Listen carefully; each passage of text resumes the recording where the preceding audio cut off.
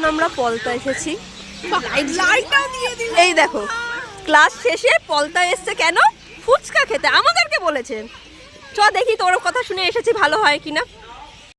আগে খাই তারপরে তোমাদের অবশ্যই জানাবো ফুচকাটা কেমন খেতে, তারপরে অ্যাড্রেস দেবো, সবাই আসবে খেতে।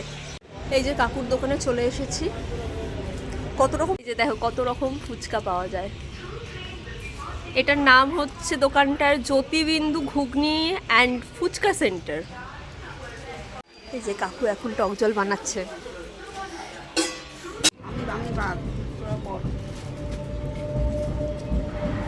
ভালো খেতে, দারুণ, টক জলটা আরো ভালো, সবাই আসো খেতে, দারুণ লাগে।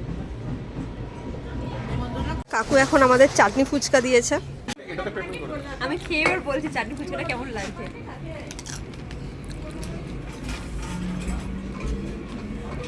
এটাও সত্যি খুব ভালো হলো, অত ঝাল খাওয়ার একটু মিষ্টি দরকার ছিল, দারুণ হলো, দারুণ দারুণ।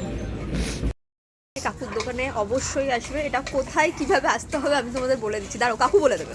আমি তো সোদপুর থেকে আছি, তো আরো কেউ যখন সোদপুর থেকে আসবে কিভাবে আসবে একটু বলে দাও। পলতা স্টেশনে নেমে 1 নম্বর প্ল্যাটফর্মের ঠিক উত্তর সাইডে নিচে নেমেই আমাদের। ঠিক আছে চলো দেখা হবে আবার পরে কখনো, টাটা।